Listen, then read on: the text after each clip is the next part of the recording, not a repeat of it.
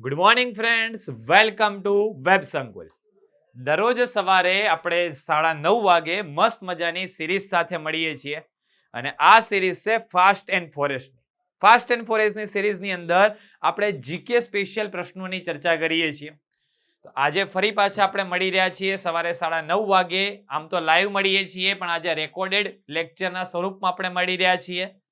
લેક્ચરની શરૂઆત કરીએ એની પહેલા થોડી માહિતી આપી દઉં હું તમને સિલેબસ વિશે, કેમ કે સિલેબસ વિશે થોડી માહિતી તો આપણા જોડે હોવી જ જોઈએ. ત્યાંથી પ્રશ્ન પૂછાય તો આપણને ખ્યાલ હોવો જોઈએ. પ્રશ્ન પૂછેલા કયા અર્થમાં? તો કે તૈયારી કઈ રીતે કરવી એ આપણને ખબર હોવી જોઈએ.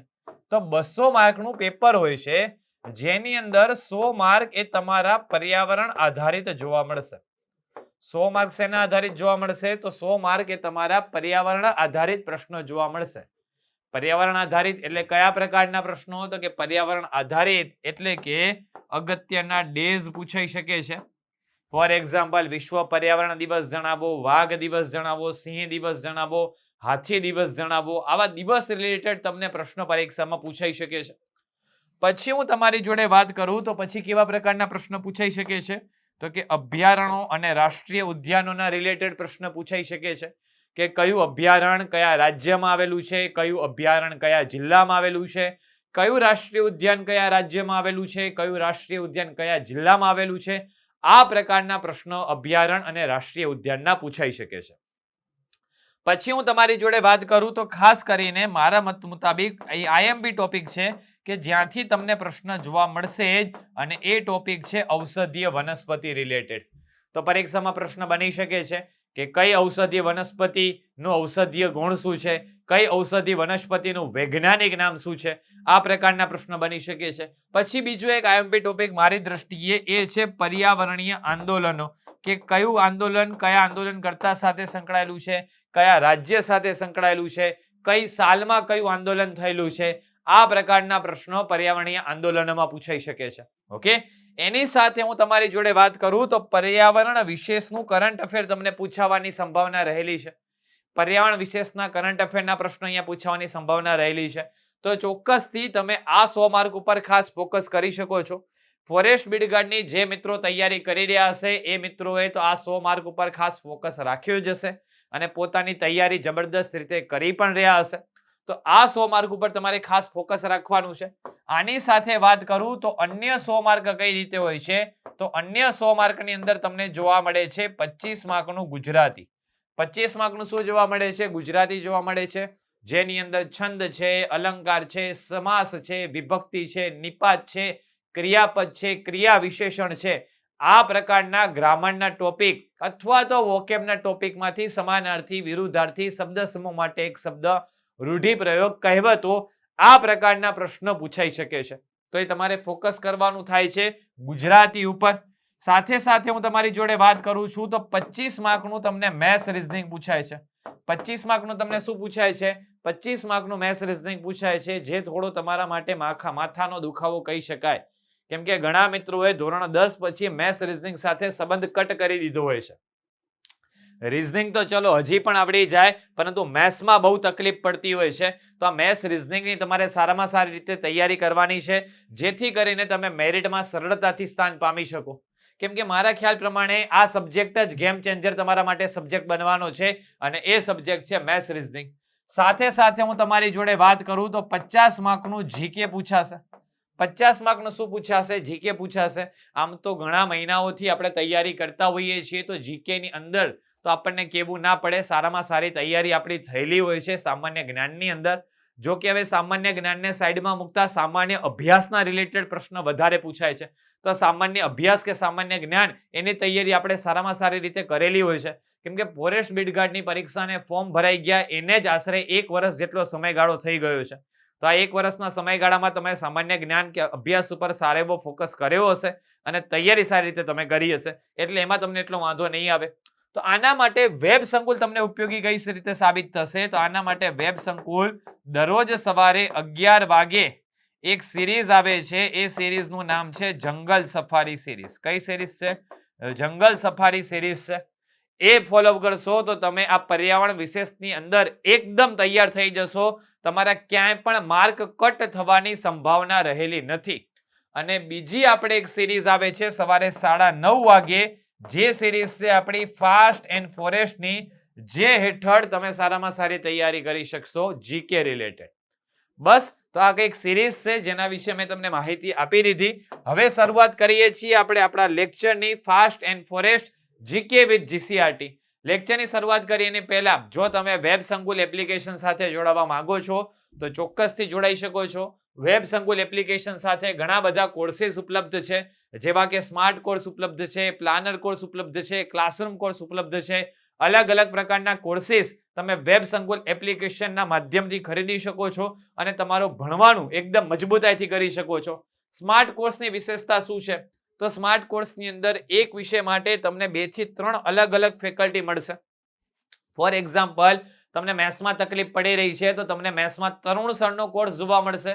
જો તરુણ સર સાથે કેમિસ્ટ્રી તમારી જામી નથી રહી તો વિશાલ ખોડીફાડ સરનો તમને કોર્સ જોવા મળશે. જો એમાં પણ ક્યાંક તમને કચાશ રહી જાય છે તો નીરજ ભરવાડ સાહેબનો તમને કોર્સ જોવા મળશે. તો ચોક્કસથી અલગ અલગ ફેકલ્ટીઓ તમારી જોડે અવેલેબલ છે. એક એક વિષય માટે 2-2, 3-3 ફેકલ્ટી અવેલેબલ છે. ખાસ કરીને જે ગેમ ચેન્જર સબ્જેક્ટ છે જેવા કે મેથ્સ, રીઝનિંગ, ગુજરાતી, ઇંગ્લિશ, તો આવા સબ્જેક્ટ માટે તો તમને ઓપ્શન પણ મળશે. તો ચોક્કસથી તમે એ તૈયારી સ્માર્ટ કોર્સના માધ્યમથી કરી શકો છો. હવે તમને એમ થાય કે સાહેબ અમારે વિડીયો ઢગલો નથી જોઈતા, અમને એ રીતના વિડીયો જોઈએ છીએ કે અચ્છા એ પેલા દિવસે તારે આ વિડીયો જોવાના, આ વાંચવાનું અને આની ટેસ્ટ આપવાનું, એવું અમને પરફેક્ટ આયોજન રેડી કરીને આપે એ પ્રકારની અમને બાબત જોઈએ છે. તો એના માટે થઈને તમારા જોડે પ્લાનર કોર્સ અવેલેબલ છે. આ પ્લાનર કોર્સ તમે ચોક્કસથી ખરીદી શકો છો. એની અંદર જબરદસ્ત રીતે બધી વસ્તુઓ તૈયાર કરવામાં આવેલી છે, પ્લાનિંગ સાથે તૈયાર કરવામાં આવેલી છે. અને આપણી જોડે એક કોર્સ અવેલેબલ છે, એ કોર્સ છે આપણો ક્લાસરૂમ કોર્સ. ક્લાસરૂમ કોર્સના માધ્યમથી ગાંધીનગરમાં જે ઓફલાઈન શિક્ષણ આપવામાં આવે છે એ જ ઓફલાઈન શિક્ષણ તમને તમારા મોબાઈલમાં મળી રહે એવા હેતુથી આપણે ક્લાસરૂમ કોર્સ લોન્ચ કરેલો છે. તો ચોક્કસથી તમે આ ક્લાસરૂમ કોર્સનો પણ લાભ મેળવી શકો છો. તો જે પણ તમારે કોર્સ ખરીદવો હોય, smart course, planner course, classroom course, એ કોર્સ તમે ખરીદી શકો છો. દરેક કોર્સ જબરદસ્ત છે. ઓકે, તો ચોક્કસથી તમે આજે જ વેબ સંકુલ એપ્લિકેશન ડાઉનલોડ કરો અને જે પણ કોર્સ ખરીદવો છે એ કોર્સ ખરીદીને તમે આજથી જ ભણવાનું તમારું ચાલુ કરી દો. ઓકે, ચલો શરૂઆત કરીએ છીએ આપણે ક્વેશ્ચન નંબર 1 થી. ક્વેશ્ચન નંબર 1 શું છે? કયા એક્ટ હેઠળ ઈસાઈ મિશનરીઓને ભારતમાં ધર્મ પ્રચાર કરવા માટેની સુવિધાઓ આપવામાં આવી? ઓકે, આનો આન્સર જોઈએ એની પહેલા હું તમારી જોડે થોડી ચર્ચા કરી લઉં છું બધી બાબતોની. કયા અર્થમાં? તો એક્ટની હું તમારી જોડે અગત્યની ચર્ચા કરી લઉં છું.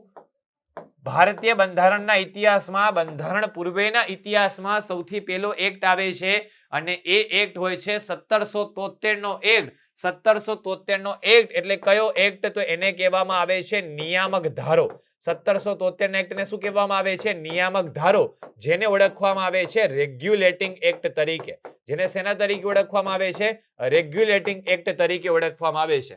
આ રેગ્યુલેટિંગ એક્ટની વાત કરીએ તો આના હેઠળ જ બંગાળનો પ્રથમ ગવર્નર બને છે વોરન હેસ્ટિંગ્સ. ખાસ ધ્યાન રાખશું, બંગાળનો પ્રથમ ગવર્નર બને છે વોરન હેસ્ટિંગ્સ. એ આ રેગ્યુલેટિંગ એક્ટ હેઠળ બંગાળનો પ્રથમ ગવર્નર જનરલ કોણ બને છે? વોરન હેસ્ટિંગ્સ બને છે. આ રેગ્યુલેટિંગ એક્ટ હેઠળ જ સુપ્રીમ કોર્ટની સ્થાપના થાય છે. ક્યાં સુપ્રીમ કોર્ટની સ્થાપના થાય છે? કલકત્તામાં સુપ્રીમ કોર્ટની સ્થાપના થાય છે, જેનું માળખું 1+3 જોવા મળે છે. જેના મુખ્ય ન્યાયાધીશ કોણ હોય છે? એલિઝા ઇમ્પે એ તેના મુખ્ય ન્યાયાધીશ જોવા મળે છે. સર એલિઝા ઇમ્પે આ કલકત્તા હાઈકોર્ટમાં, કલકત્તા સુપ્રીમ કોર્ટના મુખ્ય ન્યાયાધીશ તમને જોવા મળે છે. આની સાથે 1773 ના એક્ટમાં ખાનગી ભેટ સોગાદો ઉપર પ્રતિબંધ પણ લગાડવામાં આવે છે. ખાનગી ભેટ સોગાદો ઉપર પ્રતિબંધ એ આ જ એક્ટ હેઠળ લગાડવામાં આવે છે. તો એના પર ખાસ ધ્યાન રાખીશું. નિયામક ધારો લાવવામાં આવે છે, રેગ્યુલેટિંગ એક્ટ તરીકે ઓળખાય છે. તે હેઠળ બંગાળનો પ્રથમ ગવર્નર જનરલ કોણ બને છે? વોરન હેસ્ટિંગ્સ બને છે. સુપ્રીમ કોર્ટની વાત કરીએ તો કલકત્તામાં સુપ્રીમ કોર્ટની સ્થાપના થાય છે, જેના મુખ્ય ન્યાયાધીશ સર એલિઝા ઇમ્પે બને છે અને ખાનગી ભેટ સોગાદો પર પ્રતિબંધ લગાડવામાં આવે છે. ઓકે, તો આ 1773 નો એક્ટ. પછી એક્ટ આવે છે 1781 નો એક્ટ. આ 1781 ના એક્ટને એક્ટ ઓફ સેટલમેન્ટ તરીકે ઓળખવામાં આવે છે, એટલે કે સુધારાદર્શી ધારો તરીકે ઓળખવામાં આવે છે. શેના તરીકે? સુધારાદર્શી ધારો એના તરીકે ઓળખવામાં આવે છે. ઓકે, પછી આગળ જતા બીજો એક્ટ આવે છે, એ એક્ટ છે 1784 નો એક્ટ. 1784 ના એક્ટની વાત કરીએ તો તેને પીટ્સ ઇન્ડિયા એક્ટ તરીકે ઓળખવામાં આવે છે. શેના તરીકે? પીટ્સ ઇન્ડિયા એક્ટ તરીકે ઓળખવામાં આવે છે. તે સમયગાળાના બ્રિટનના વડાપ્રધાન હોય છે વિલિયમ પીટ. વિલિયમ પીટ નામના બ્રિટનના વડાપ્રધાન હોય છે. આ વિલિયમ પીટના નામ ઉપરથી આને નામ આપવામાં આવ્યું છે પીટ્સ ઇન્ડિયા એક્ટ. આ પીટ્સ ઇન્ડિયા એક્ટ હેઠળ બોર્ડ ઓફ કંટ્રોલ, ખાસ ધ્યાન રાખશું, પીટ્સ ઇન્ડિયા એક્ટ હેઠળ બોર્ડ ઓફ કંટ્રોલની સ્થાપના કરવામાં આવે છે. બોર્ડ ઓફ કંટ્રોલની સ્થાપના પીટ્સ ઇન્ડિયા એક્ટ હેઠળ કરવામાં આવે છે. જ્યારે 1773 ના એક્ટ હેઠળ સ્થાપના કરવામાં આવે છે કોર્ટ ઓફ ડાયરેક્ટરની. શેની સ્થાપના કરવામાં આવે છે? કોર્ટ ઓફ ડાયરેક્ટરની સ્થાપના 1773 ના રેગ્યુલેટિંગ એક્ટ હેઠળ કરવામાં આવે છે. તો 3 એક્ટ આપણે યાદ રાખ્યા. 1773 regulating act, 1781 act of settlement જે સુધારાદર્શી ધારા તરીકે જાણીતું છે.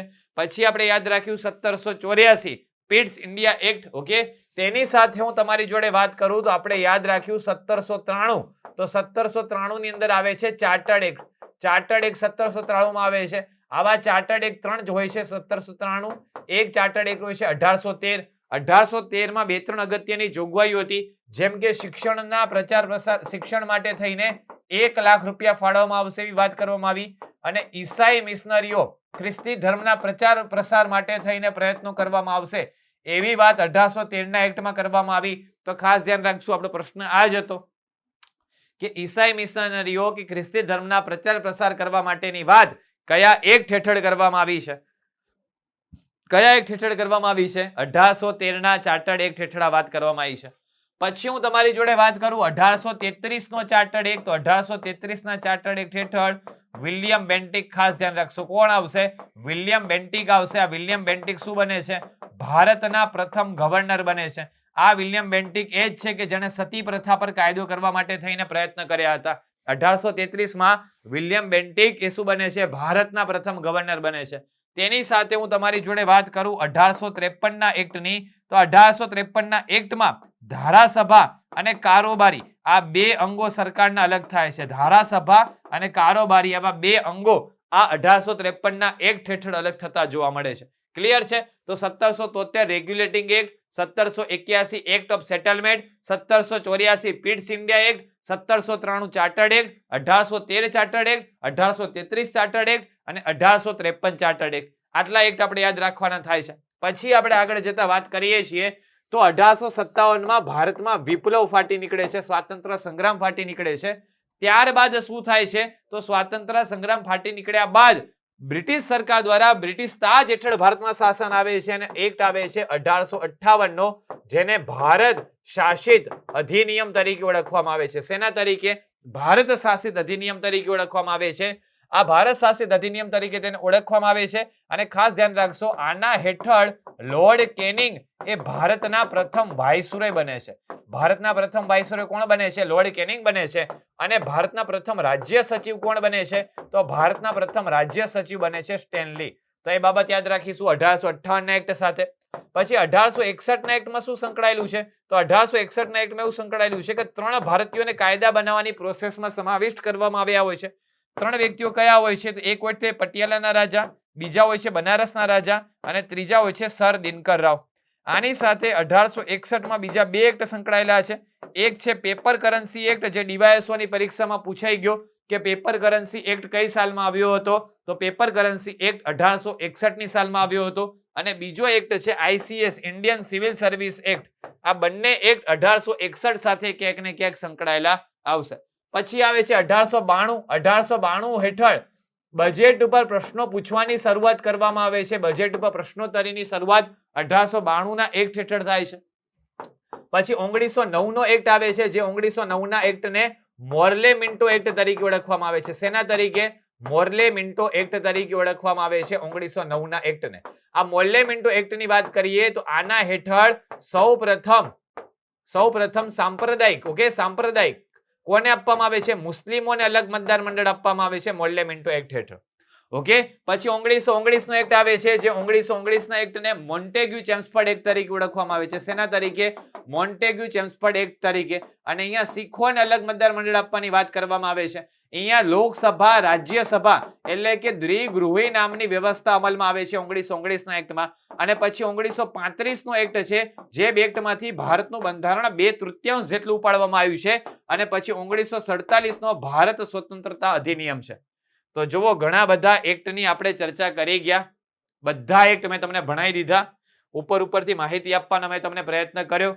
1773 નો એક્ટ, 1781 નો એક્ટ, 1784, 1793, 1813, 1833, 1853, 1858, 1861, 1909, 1919, 1935, 1947. દરેક પ્રકારના એક્ટની માહિતી આપી દીધી. એક પ્રશ્નની અંદર તમામ માહિતી મેં કવર કરી દીધી.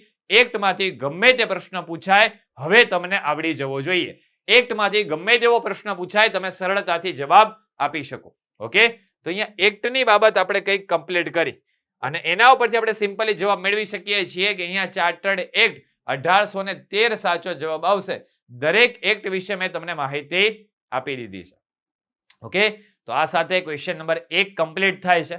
ક્વેશ્ચન નંબર 1 વિશે વિગતે માહિતી મેળવી લીધી છે. અચ્છા, આ લેક્ચર તમે રેકોર્ડેડ સ્વરૂપે અત્યારે જોઈ રહ્યા છો. ઓકે, ભવિષ્યમાં હવે લાઈવ લેક્ચર આવા પોસિબલ નહીં થાય, તે બદલ હું માફી માંગુ છું. ફાસ્ટ એન્ડ ફોરેસ્ટ સિરીઝ એ આપણી ફોરેસ્ટ બીટગાર્ડની પરીક્ષા પહેલા પૂરી થઈ ગઈ છે.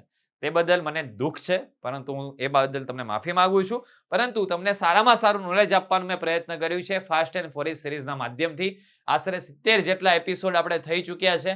તો તમે રિવિઝન કર્યા કરજો અને ફોરેસ્ટની એક્ઝામમાં તમે જીકે ના સેક્શનમાં સારામાં સારા માર્ક્સ સ્કોર કરો એવી મારી આશા છે. અને માર્ક્સ સ્કોર કરો સારામાં સારા, હું ક્યાંય ઉપયોગી સાબિત થઉં તો ચોક્કસથી તમારે મને યાદ કરવાનો છે. ઓકે, ચલો, તો અહીંયા રાઈટ આન્સર થશે ચાર્ટર્ડ એક્ટ 1813. તમામ બાબતો મેં તમને સમજાવી દીધી છે. ઓકે, આગળ વધીએ છીએ. મતદાર મંડળ અપૂર્ણ હોવાના આધારે રાષ્ટ્રપતિની ચૂંટણી સ્થગિત કરી શકાય છે. હવે એવું ના હોય. પહેલી વસ્તુ તો રાષ્ટ્રપતિની ચૂંટણીમાં ભાગ કોણ લે છે? તો કે રાષ્ટ્રપતિની ચૂંટણીની અંદર લોકસભાના ચૂંટાયેલા સભ્યો, રાજ્યસભાના ચૂંટાયેલા સભ્યો અને વિધાનસભાના ચૂંટાયેલા સભ્યો એ રાષ્ટ્રપતિની ચૂંટણીમાં ભાગ લેતા હોય છે. ઓકે, તો સૌથી પહેલી બાબત શું કહેવા માંગે છે? મતદાર મંડળ અપૂર્ણ હોવાના આધારે, મતદાર મંડળ અપૂર્ણ હોવાના આધારે રાષ્ટ્રપતિની ચૂંટણી સ્થગિત કરી શકાય. એવું ના હોય. મતદાર મંડળ કઈ અપૂર્ણ ના હોય, મતદાર મંડળ આટલું જ હોય, તો આ વિધાન ખોટું છે. બીજું વિધાન, પદસ્થ રાષ્ટ્રપતિના કાર્યકાળથી પહેલા ઉત્તરાધિકારની ચૂંટણી. બિલકુલ સાચી વાત છે. જ્યાં સુધી નવા રાષ્ટ્રપતિ ના આવે ત્યાં સુધી જે તે રાષ્ટ્રપતિનો કાર્યકાળ ચાલુ રહે છે. નવા રાષ્ટ્રપતિ ચૂંટાઈ જવા જોઈએ, વાત બિલકુલ સાચી છે. બીજા વિધાનમાં ભૂલ રહેલી છે. સોરી, બીજો વિધાન સાચું છે. ઓકે, તો અહીંયા જવાબ તમારો થશે માત્ર 2.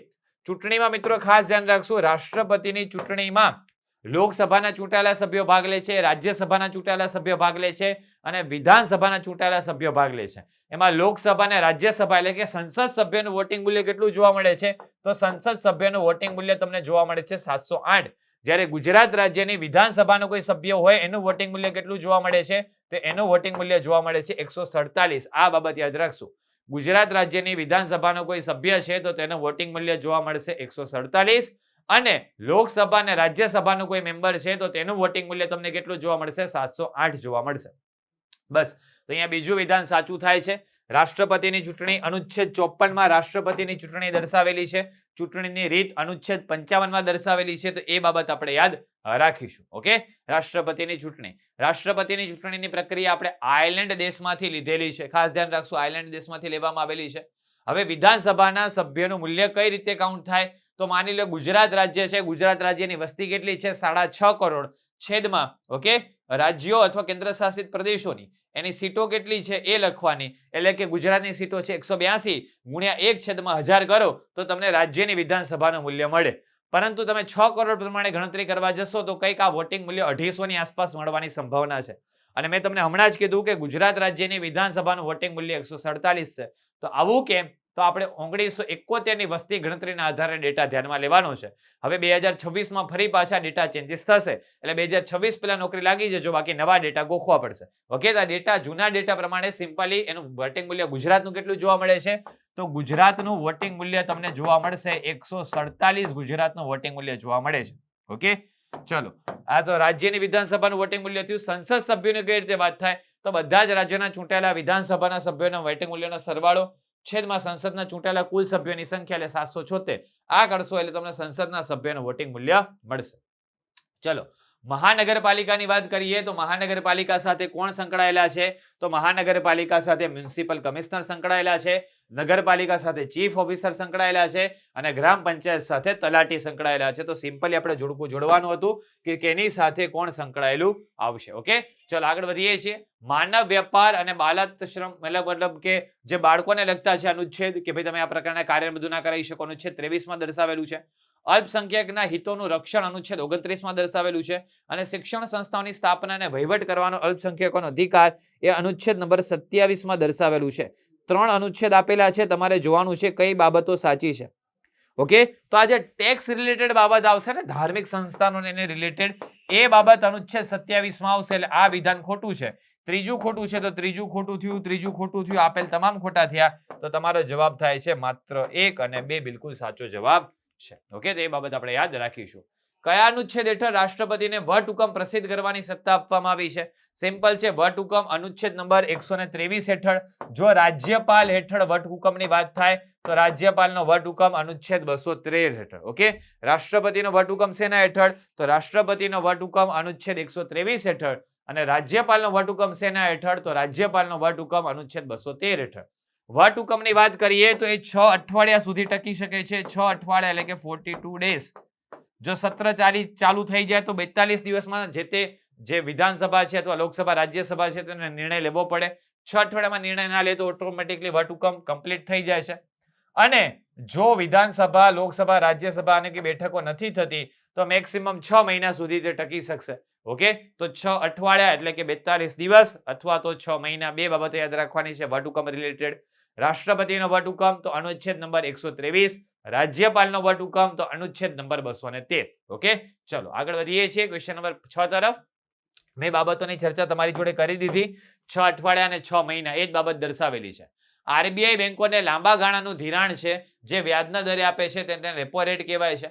અર્થતંત્રમાં ફુગાવો હોય ત્યારે આરબીઆઈ બેંક રેટ વધારી નાણાંનો પુરવઠો ઘટાડે છે. એટલે કે રેપો રેટની વ્યાખ્યા પૂછેલી છે અને સાથે સાથે નાણાંના પુરવઠા ફુગાવવાની વાત કરેલી છે. બે સ્ટેટમેન્ટ આપેલા છે. ઓકે, તો આરબીઆઈ ઓકે વેપારી બેંકોને નાણાંની અછત અનુભવાય ત્યારે આરબીઆઈ પાસે નાણાં ઉધાર લે છે. આરબીઆઈ વેપારી બેંકોને લાંબા ગાળાનું જે ધિરાણ જે વ્યાજ દરે આપે છે તેને રેપો રેટ ના કહેવાય. તેને શેના તરીકે ઓળખવામાં આવે છે? તેને બેંક રેટ તરીકે ઓળખવામાં આવે છે. ખાસ સમજો, હું તમને પ્રશ્નમાં જ સમજાવી દઉં છું એટલે પાછળની સમજૂતીમાં એટલું ધ્યાન ના આપતા. સિમ્પલી પ્રશ્નમાં હું તમને સમજાવી દઉં છું. આરબીઆઈ વેપારી બેંકોને લાંબા ગાળાનું જે ધિરાણ જે વ્યાજ દરે આપે છે તેને બેંક રેટ તરીકે ઓળખવામાં આવે છે. શેના તરીકે? બેંક રેટ તરીકે ઓળખવામાં આવે છે. એટલે પહેલું વિધાન બિલકુલ ખોટું છે, બીજું વિધાન બિલકુલ સાચું છે. તો અહીંયા જવાબ થશે માત્ર 2 વિધાન સાચું આવશે. માત્ર 2 વિધાન સાચું થશે. ઓકે, ચલો આગળ વધીએ છીએ નેક્સ્ટ ક્વેશ્ચન તરફ. પ્રથમ ગુજરાતી સમાચાર પત્ર કયું હતું? પ્રથમ ગુજરાતી માસિક કયું હતું? પ્રથમ ટેલિફોન સેવા ક્યાં પ્રારંભ થઈ હતી અને પ્રથમ રેડિયો કેન્દ્રનો ક્યાં પ્રારંભ થયો હતો એ તમારે જણાવવાનું છે. તો પ્રથમ ટેલિફોન સેવા પ્રારંભ થયેલી છે અમદાવાદ ખાતે અને રેડિયો કેન્દ્ર થયેલું છે વડોદરા ખાતે. તો 3 સાથે બી આવવો જોઈએ, 4 સાથે એ આવવો જોઈએ. તો જો અહીંયા 2 જગ્યાએ આ બાબત ફિટ બેસે છે. હવે પ્રથમ ગુજરાતી સમાચાર પત્રથી તમારે પરિચિત હોવું જોઈએ. તો પ્રથમ ગુજરાતી સમાચાર પત્ર આવશે મુંબઈ સમાચાર. મુંબઈ સમાચાર આવશે અને પ્રથમ ગુજરાતી માસિક આવશે તો બુદ્ધિ પ્રકાશ આવશે. ક્લિયર છે? તો આ રીતે તમારે સરળતાથી જોડકું જોડી દેવાનું છે તો તમને તમારો આન્સર મળી જશે. સમજાય છે ને શું કહી રહ્યો છું? ઓકે, ચલો આગળ વધીએ છીએ નેક્સ્ટ ક્વેશ્ચન તરફ. આપણે નનામો ડુંગર કચ્છની ઉત્તર ધારનો, જો કચ્છમાં ધાર આવેલી છે ઉત્તર ધાર, દક્ષિણ ધાર, મધ્ય ધાર, એમાં વાત કરેલી છે નનામો ડુંગર એ કચ્છની ઉત્તર ધારનો સૌથી ઊંચો ડુંગર છે. ઓકે, નનામા ડુંગર ખાતે સફેદ, આછા પીળા અને લાલ રંગના ખડકો આવેલા છે. બરડો ડુંગર ભાવનગર ખાતે આવેલો છે. 3 સ્ટેટમેન્ટ આપેલા છે. ઓકે, ચલો વિચારીને શું આન્સર આવવો જોઈએ વિચારો થોડું. તો ખાસ કહું તમને, નનામો ડુંગર ઉત્તર ધાર ના આવે, નનામો ડુંગર એ દક્ષિણ ધાર આવે. મગજમાં આ બાબત ફિટ કરી લેજો. નનામો ડુંગર એ ઉત્તર ધાર ના આવે, નનામો ડુંગર એ દક્ષિણ ધારનો ડુંગર થશે. યાદ રાખવાની બાબત થાય. નનામો ડુંગર એ દક્ષિણ ધારનો ડુંગર થાય છે, ઉત્તર ધારનો ડુંગર થતો નથી. અને બરડોની વાત કરીએ તો બરડો ભાવનગરમાં નહીં, બરડો આવે પોરબંદરમાં. એ જ પોરબંદર જ્યાં ચૈત્ર સુદ નોમથી ચૈત્ર સુદ તેરસ દરમિયાન માધવપુરના મેળાનું આયોજન કરવામાં આવે છે. આ માધવપુરનો મેળો એટલે એ જ મેળો કે જેની અંદર શ્રી કૃષ્ણ ભગવાન અને રૂકમણી માતાના પ્રેમ વિવાહની વાત કરવામાં આવેલી છે. એ જ પોરબંદરની વાત થયેલી છે. ઓકે, તો આટલી બાબત આપણે યાદ રાખીશું. ક્લિયર છે? ચલો, તો બીજું વિધાન સાચું થશે તો માત્ર 2 વિધાન સાચું છે. ઓકે, સમજૂતીમાં આપણે નથી પડવાનું, મેં તમને બાબત સમજાવી દીધી છે કે કચ્છની ઉત્તર ધારની દક્ષિણ ધારમાં ડુંગર આવે તો નનામો ડુંગર અને બરડો ડુંગર ભાવનગર નહીં પરંતુ પોરબંદર આવે. ઓકે, ચલો, તો એ બાબત આપણે યાદ રાખીશું. દક્ષિણ ધારનો સૌથી ઊંચો ડુંગર છે એ બાબત આપણે યાદ રાખવાની છે અને બરડો ડુંગર પોરબંદરમાં આવેલો છે. આગળ વધીએ છીએ નેક્સ્ટ ક્વેશ્ચન તરફ. નેશનલ ગ્રીન ટ્રિબ્યુનલની રચના, જો પરીક્ષામાં આવા ફેક્ચ્યુઅલ ક્વેશ્ચન પૂછાશે, શેની સ્થાપના ક્યારે કરવામાં આવી તો આપણને જણાવવાનું થાય. તો નેશનલ ગ્રીન ટ્રિબ્યુનલની રચના 2010માં કરવામાં આવેલી છે. નેશનલ ગ્રીન ટ્રિબ્યુનલની રચના ક્યારે કરવામાં આવી છે? 2010માં તેની રચના કરવામાં આવેલી છે. નેશનલ ગ્રીન ટ્રિબ્યુનલ 2010માં તેની રચના કરવામાં આવેલી છે અને તેનું વડું મથક ક્યાં આવેલું છે? તો તેનું વડું મથક આવેલું છે દિલ્હી ખાતે. ચલો, IVF નું પૂર્ણ નામ ઇન વિટ્રો ફર્ટિલાઇઝેશન છે. આ પદ્ધતિ દ્વારા જન્મેલું દુનિયાનું સૌપ્રથમ બાળક લુઈસ બ્રાઉન છે. સિમ્પલ છે.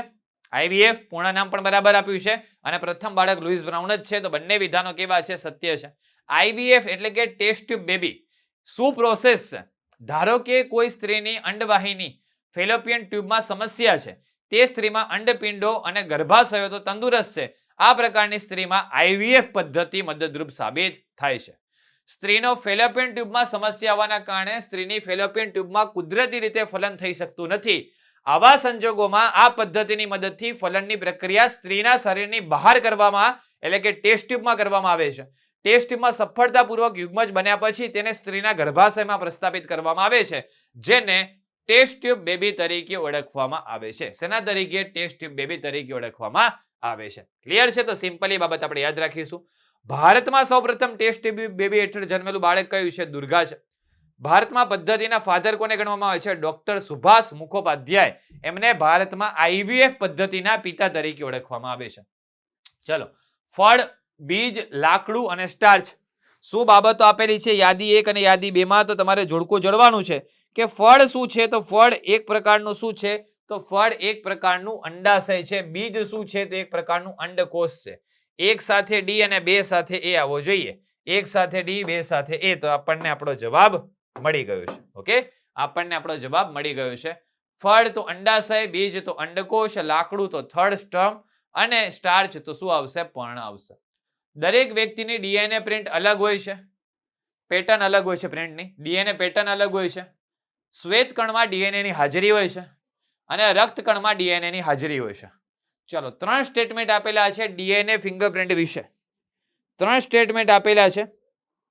તો દરેક વ્યક્તિની DNA ફિંગરપ્રિન્ટ અલગ જ હોય છે. ઓકે, શું પૂછેલું છે? કયા વિધાન અસત્ય છે એવું પૂછેલું છે. ખાસ ધ્યાન રાખજો. કયા વિધાન અસત્ય છે એ તમારે જણાવવાનું છે. અસત્ય.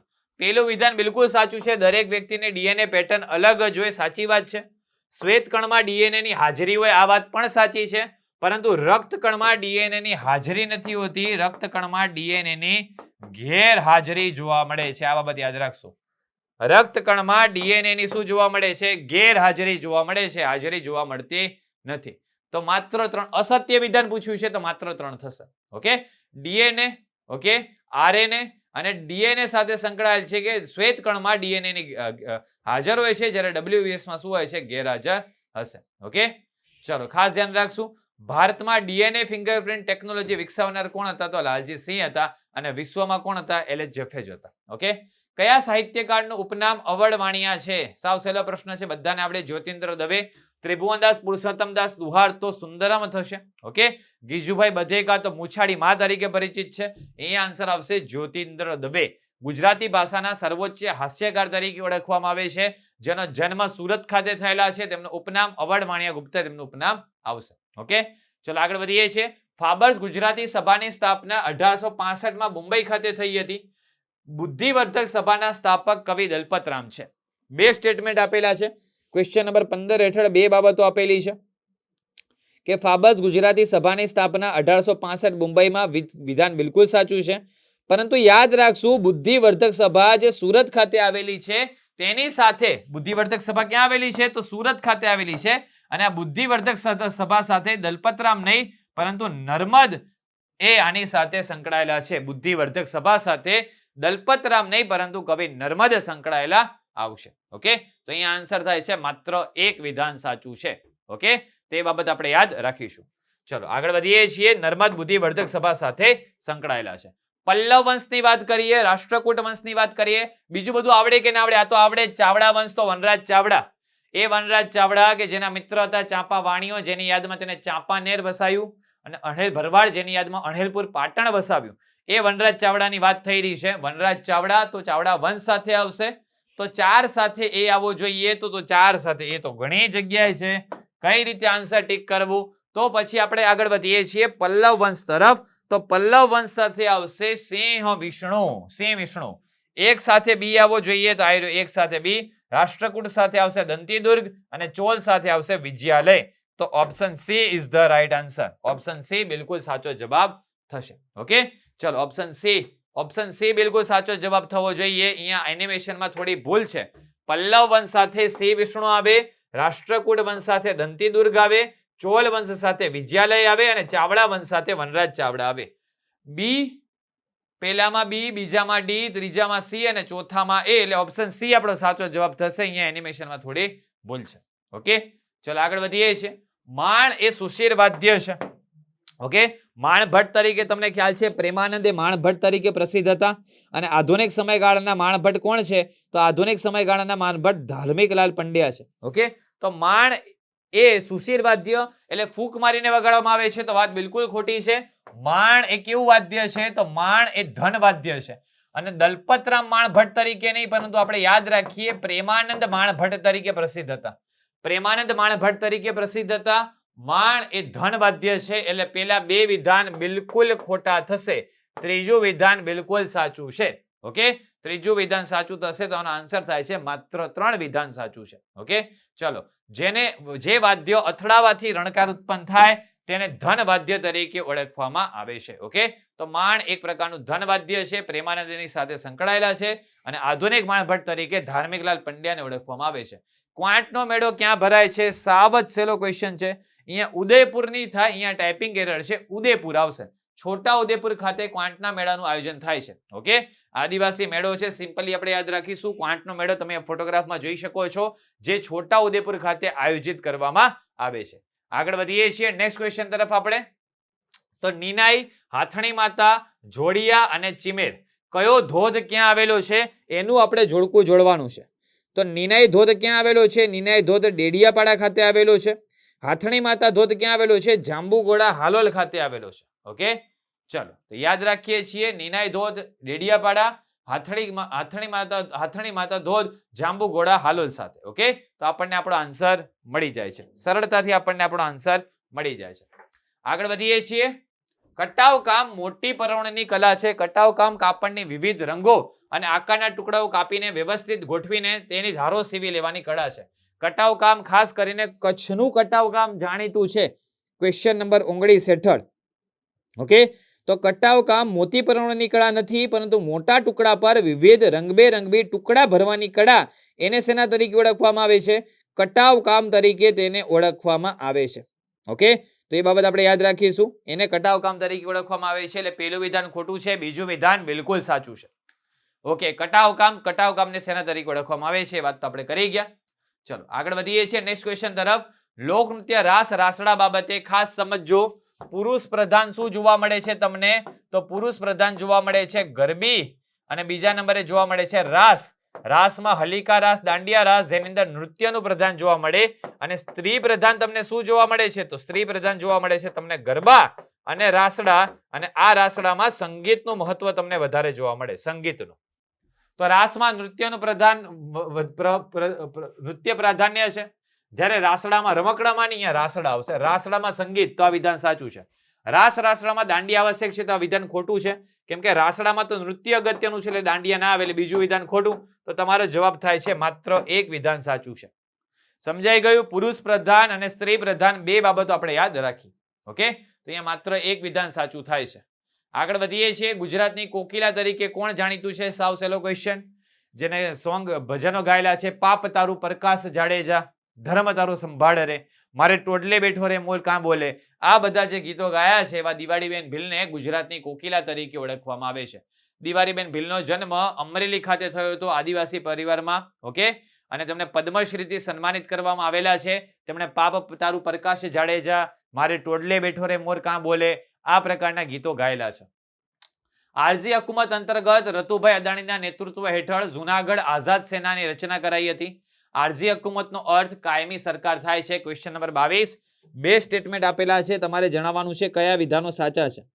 તો આરજી હુકુમત બધાને ખબર હોવી જોઈએ કે આરજી હુકુમતનો અર્થ કાયમી સરકાર ના થાય. આરજી હુકુમતનો અર્થ કામ ચલાઉ સરકાર થાય. ખાસ ધ્યાન રાખશો. આરજી હુકુમતનો અર્થ શું થાય છે? આરજી હુકુમતનો અર્થ થાય છે કામ ચલાઉ સરકાર, એટલે કે આરજી હુકુમત. ઓકે, તો પહેલું વિધાન જ સાચું થશે, બીજા વિધાનમાં ભૂલ રહેલી છે. આરજી હુકુમત તેનો અર્થ કામ ચલાઉ સરકાર થાય છે. આરજી હુકુમતના ચિહ્નમાં ગિરનાર પર્વત અને સિંહનું ચિત્ર હતું. આરજી હુકુમત અંતર્ગત રતુભાઈ અદાણીના નેતૃત્વ હેઠળ જુનાગઢ આઝાદ સેનાની રચના કરવામાં આવી હતી. ઓકે, એ બાબત આપણે ખાસ ધ્યાન રાખીશું. અને જુનાગઢ આઝાદી દિવસ એટલે 9 નવેમ્બર 1947. આગળ વધીએ છીએ. આરજી હુકુમતના ફેક્ચ્યુઅલ ડેટા તમને પરીક્ષામાં પૂછાઈ શકે છે. આરજી હુકુમતના પ્રમુખ કોણ હતા? તો શામળદાસ ગાંધી, ગૃહપ્રધાન મણિલાલ દોશી, સંરક્ષણ મંત્રી સુરંગભાઈ વરુ, કાયદા પ્રધાન નરેન્દ્ર નાથવાણી, ચીફ કમાન્ડર રતુભાઈ અદાણી અને નિરાશ્રિતોનું ખાતું તો ભવાની શંકર ઓઝા. ઓકે, ચલો આગળ વધીએ છીએ. દુર્ગારામ મહેતાનો જન્મ વર્ષ 1809 સુરત ખાતે થયો હતો. તેમણે ગાંધીજી પહેલા મીઠાનો સત્યાગ્રહ કર્યો હતો અને દલપતરામે માનવ ધર્મ સભાની સ્થાપના કરી. પહેલું સ્ટેટમેન્ટ બિલકુલ સાચું છે. દુર્ગારામ મહેતાનો જન્મ ક્યાં થયેલો છે? તો દુર્ગારામ મહેતાનો જન્મ સુરત ખાતે થયેલો છે. વાત સાચી છે. અચ્છા, સુરતના 3 નન્ના પ્રખ્યાત છે, આપણે યાદ રાખીશું. સુરતના 3 ન પ્રખ્યાત છે. આ 3 નમાં કયા કયા ન પ્રખ્યાત છે? એક છે નર્મદ, એક છે નવલરામ અને એક છે નંદશંકર તુળજાશંકર મહેતા. આ 3 ન સુરતના પ્રખ્યાત છે. અંદર કવિ નર્મદ દ્વારા મંડળી મળવાથી થતા લાભો નામનો નિબંધ, પછી દાંડિયો નામનું પાક્ષિક, મારી હકીકત નામની આત્મકથા અને નર્મકોશ, આટલી અગત્યની રચનાઓ કરવામાં આવેલી હતી. તો પહેલું વિધાન સાચું છે. ગાંધીજી પહેલા તેમણે મીઠાનો સત્યાગ્રહ કર્યો તો આ વાતે સાચી છે. પણ દલપતરામ દ્વારા માનવ ધર્મ સભાની સ્થાપના નહીં, દુર્ગારામ મહેતા દ્વારા જ માનવ ધર્મ સભાની સ્થાપના કરવામાં આવેલી હતી. દુર્ગારામ મહેતા દ્વારા જ માનવ ધર્મ સભાની સ્થાપના કરવામાં આવી હતી, દલપતરામ દ્વારા નહીં. ઓકે, ચલો તો અહીંયા રાઈટ આન્સર થશે. માત્ર 1 અને 2 વિધાન સાચા છે. વિગતે માહિતી મેં તમને આપી દીધી છે. દુર્ગારામ મહેતાનું પૂર્ણ નામ શું છે? દુર્ગારામ મંછારામ મહેતા એમનું પૂર્ણ નામ આવશે. ગાંધીજી પહેલા તેમણે મીઠાનો સત્યાગ્રહ કરેલો છે દુર્ગારામ મહેતા દ્વારા. ઓકે, ચલો આગળ વધીએ છીએ. હડપ્પા ક્યાં આવેલું છે? તો હડપ્પા આપણને ખ્યાલ છે પાકિસ્તાનમાં આવેલું છે, પણ પાકિસ્તાન વાળા 2 સ્થળ આપ્યા છે, હડપ્પા અને મોહેંજો-દડો. આગળ વધીએ, વાંધો નહીં. કાલીબંગાન રાજસ્થાન, ધોળાવીરા કચ્છ જિલ્લો. હવે જોઈએ 3 સાથે બી, 4 સાથે ડી. તો આ આપણને આપણો જવાબ મળી ગયો. હડપ્પા તો સિંધ લારખાના અને મોહેજો પંજાબ એટલે કયું? પાકિસ્તાનનું પંજાબ. ક્લિયર છે? તો જોડકા આપણે જોડી દીધા છે. ઓપ્શન ડી બિલકુલ સાચો જવાબ થાય છે. ચલો આગળ વધીએ છીએ નેક્સ્ટ ક્વેશ્ચન તરફ. આપણે યમપુરી શું છે? યમપુરી શું છે એ આપણે પ્રશ્ન કરેલો છે.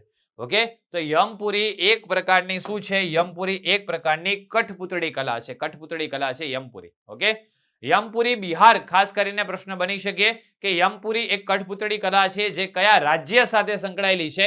તો યમપુરી એક પ્રકારની કઠપૂતળી કલા છે જે બિહાર રાજ્ય સાથે સંકળાયેલી છે. કયા રાજ્ય સાથે?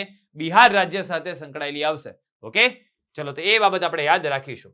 ચલો, તપોમઠ અને મંદિર પરિસર, લોહોત્સવ, લખાંગ મંદિર, નાકો અને અલવી મંદિર પરિસર, સ્થિતિ ઘાટી, જાસ્કર ઘાટી અને લદ્દાખ. બૌદ્ધ ઇતિહાસ, પરંપરા અને સંસ્કૃતિના સંદર્ભમાં કઈ રીતે તમે આ જોડકું સાચું જોડાયેલું છે, કેટલા જોડકા તમને સાચા જોડાયેલા જોવા મળે છે એ જોવાનું છે તમારે. તો જુઓ, પહેલી વાત કરીએ તાબોમઠ અને મંદિર પરિસર, તો સ્થિતિ ઘાટી બિલકુલ સાચો જવાબ થશે. ત્રીજી વાત કરીએ અલવી મંદિર પરિસર, તો લદ્દાખ સાચી વાત થશે. પરંતુ લોહોત્સવ, લખાંગ મંદિર, નાકાની વાત કરીએ ને તો એ ક્યાં આવશે? કિન્નૂર, હિમાચલ પ્રદેશ ખાતે. કિન્નૂર હિમાચલ પ્રદેશ ખાતે. એટલે બીજું ખોટું છે. તો બીજું ખોટું એવું ક્યાં છે? 2 અને 3, 2 અને 1 તાપમાન તમામ. પહેલું ને ત્રીજું સાચા છે તો તમારો જવાબ શું થશે? 1 અને 3 તમારો જવાબ થાય છે. ઓકે, ચલો. લોહત્સવને ખાસ ધ્યાન રાખીશું. ક્યાં આવેલું છે? એલું કિન્નૂર હિમાચલ પ્રદેશ ખાતે આવેલું છે. આગળ વધીએ છીએ. પંડિત ઓમકારનાથ ઠાકોરના સંદર્ભમાં કયા વિધાનો સાચા છે? 2 વિધાનો પંડિત ઓમકારનાથ ઠાકોરના સંદર્ભમાં આપેલા છે. શંકરા અને કેદરા રાગ ખ્યાલી ગાયકના તજજ્ઞ કોણ હતા? તો પંડિત ઓમકારનાથ ઠાકોર હતા. અને બીજો સ્ટેટમેન્ટ આપેલું છે, ભરૂચમાં ગંધર્વ નિકેતન નામની સંસ્થાની શરૂઆત તેમના દ્વારા કરવામાં આવેલી હતી. 2 સ્ટેટમેન્ટ તેમના દ્વારા આપવામાં આવેલી છે. ઓકે, તો પહેલું વિધાન બિલકુલ ખોટું છે. તેઓ ગ્વાલિયર ઘરાના સાથે સંકળાયેલા હતા. ખ્યાલી ગાયકના નહીં, ગ્વાલિયર ઘરાના સાથે સંકળાયેલા છે. એટલે પહેલું વિધાન ખોટું છે, બીજું વિધાન સાચું છે. પંડિત ઓમકારનાથ ઠાકોર, ખાસ કરીને પૂર્ણ નામ પરીક્ષામાં પૂછાય તો પંડિત ઓમકારનાથ ગૌરીશંકર ઠાકોર એમનું પૂર્ણ નામ છે. જન્મ આણંદ ખાતે થયેલો છે. એ બાબત આપણે યાદ રાખીશું. ચલો આગળ વધીએ છીએ. કેન્દ્રીય સતર્કતા આયોગની સ્થાપના 1964 માં થઈ. 2003 માં સંસદ દ્વારા કાયદો બનાવીને આયોગની રચના કરવામાં આવી. આયોગમાં ચેરમેનશ્રીને મહત્તમ 2 વિજિલન્સ કમિશનરોની નિમણૂક કરવામાં આવે છે. તમે સૌ જાણો છો કે કેન્દ્રીય સતર્કતા આયોગ એ સંથાનમ કમિટી સાથે સંકળાયેલી બાબત છે. ઓકે, કેન્દ્રીય સતર્કતા આયોગ કઈ કમિટી સાથે? સંથાનમ કમિટી. યાદ રાખવા જેવી બાબત છે. કેન્દ્રીય સતર્કતા આયોગ એ સંથાનમ કમિટી સાથે સંકળાયેલી બાબત છે. તો અહીંયા આપેલા બંને વિધાનો કેવા છે? સાચા છે.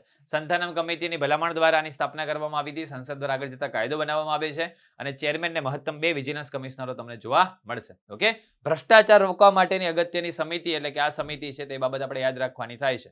1 સભ્ય પ્લસ અન્ય 2 સભ્ય, એ રીતે સીવીસીનું માળખું તમને જોવા મળે છે. આગળ વધીએ છીએ. ભારતીય સંવિધાનના 61માં સુધારા અંતર્ગત પુખ્ત મતદાનની વયમર્યાદા 21 વર્ષથી ઘટાડીને 18 વર્ષ કરવામાં આવેલી. તે કયા વર્ષે અમલમાં આવી હતી? કયા વર્ષે અમલમાં આવી હતી? સિમ્પલ છે, 1989 માં સુધારો થયો હતો. ક્યારે થયો હતો? 1989 માં સુધારો થયો હતો. એ બાબત આપણે યાદ રાખીશું. 1989. અનુચ્છેદ 326 માં સુધારો કરીને પુખ્ત મતાધિકારની વયમર્યાદા ઘટાડીને કેટલી કરવામાં આવી છે? 21 થી ઘટાડીને કેટલી કરવામાં આવેલી છે? 18 કરવામાં આવી છે. તો એ બાબત આપણે યાદ રાખીશું. બર્ડ ફ્લૂ માટે જવાબદાર વાયરસ કયો છે? H1N1. બર્ડ ફ્લૂ માટે જવાબદાર વાયરસ કયો છે? H1N1 અને H5N1. તો બર્ડ ફ્લૂ માટે જવાબદાર વાયરસ કયો છે? H5N1. H5N1 એ બ્લડ ફ્લૂ માટે જવાબદાર છે. ક્વેશ્ચન નંબર 30 સિમ્પલ યાદ રાખીશું. બ્લડ ફ્લૂ વાયરસ, તો H5N1 એના માટે જવાબદાર આવશે. ઓકે, તો સિમ્પલ યાદ રાખવાનું છે. તો આ સાથે આપણા 30 ક્વેશ્ચન કમ્પ્લીટ થાય છે. થોડો વિડીયો 2x સ્પીડમાં લાગ્યો હશે, પરંતુ તમારાથી દૂર થવાનું દુઃખ છે એટલે થોડી કદાચ ઉતાવળ થઈ હશે, તે બદલ માફી માંગુ છું. પરંતુ સારી રીતે તમને ભણાવવાનો પ્રયત્ન કર્યો છે, જે દરરોજ સવારે 9:30 વાગે તમને સાંભળવા મળતું હતું. Hello friends, welcome to web સંકુલ ફાસ્ટ એન્ડ ફોરેસ્ટ સિરીઝમાં તમારું સ્વાગત છે. કદાચ હવે તમને સાંભળવા નહીં મળે. તમે આટલો સાથ આપ્યો, સહકાર આપ્યો, કમેન્ટ બોક્સમાં જે તમે મને પ્રેમ દર્શાવ્યો એ બદલ હું તમારા સૌનો આભારી છું. ક્યાંક ને ક્યાંક, ક્યારેક ને ક્યારેક મળતા તો રહેશું જ, કેમ કે ભણાવવું એ મારો શોખ છે, તો ભણાવતો રહેવાનો છું. તમે સાથ આપો છો તે બદલ દિલથી આભાર માનું છું. વેબ સંકુલનો કોર્સ તમે ખરીદવા માંગો છો તો ચોક્કસથી આજની તારીખમાં પણ હું કહું છું, ગુજરાતમાં સર્વશ્રેષ્ઠ એપ્લિકેશન કોઈ હોય તે વેબ સંકુલ છે. વેબ સંકુલ દ્વારા પ્લાનર કોર્સ લોન્ચ કરવામાં આવ્યો છે, જે તમને પીએસઆઈ, એસઆઈ અને કોન્સ્ટેબલની પરીક્ષામાં બહુ ઉપયોગી સાબિત થશે.